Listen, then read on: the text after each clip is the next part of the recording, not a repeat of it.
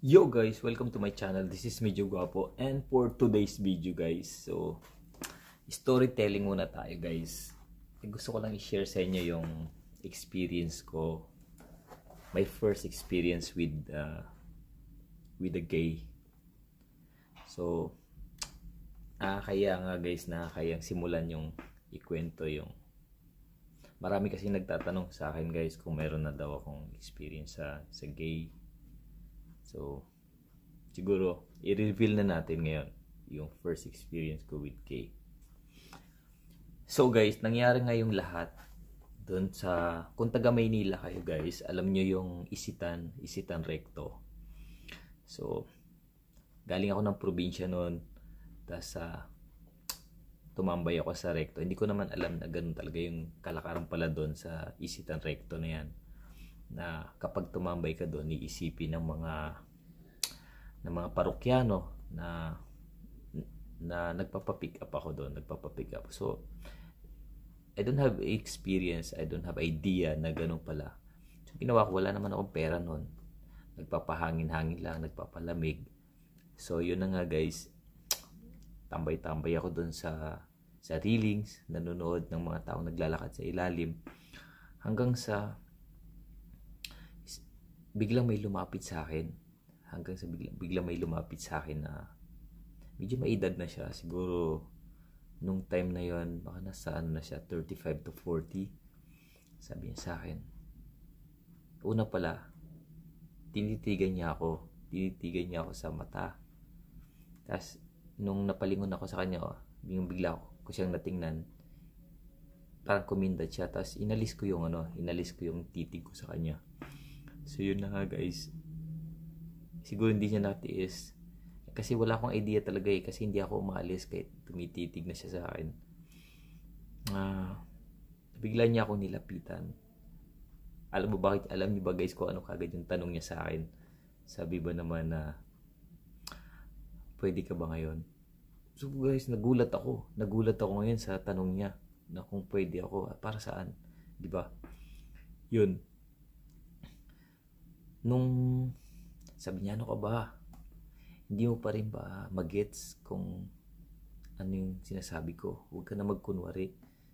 So, sabi niya, bakla ako. Ganun, nagpakilala siya na alam ko maraming mga lalaki dito na tumatambay na nagpapapick up.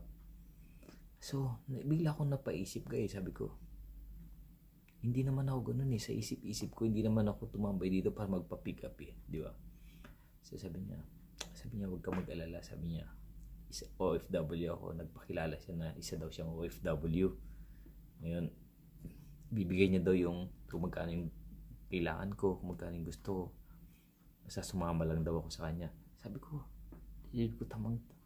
napaisip ako guys, kasi nung time na yun, wala talaga akong pera nagpapalamig-lamig lang ako noon kasi galing ako ng probinsya.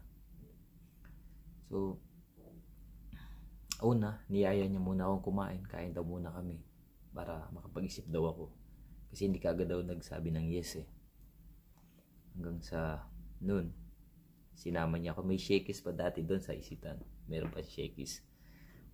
Inorderan niya ako ng isang buong pizza. Saka may kasamang chicken na fried chicken. So ngayon, nung tapos na kami kumain, sabi tara.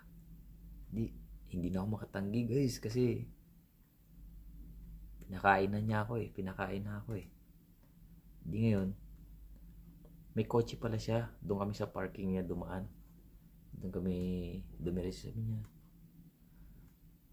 dito tayo para hindi tayo makita. Nag-diretso ako, sabi ko sa isip ko, may pera pala to, may kotse. So alam niyo ba guys, pagkatapos tara, huwag kang matakot, akong bahala sa'yo. Diretso kami dun guys, mula galing ng Isitan Recto, binaybay namin ng Rojas Boulevard. Tapos pagdating dun sa Rojas Boulevard, malapit na dun sa may Pasay yun, biglang pumasok yung kotse dun sa isang motel. Diretso agad yung motel, parang sa isang mayroong parang apartment. Tapos biglang nagsara na yung garahe ng kotse, na hindi na makikita kung sino yung sakay ng kotse, kung sino tao doon sa loob, kung babae ba yan o lalaki. Walang makakaalam. Nakakaalam doon yung mga romboy.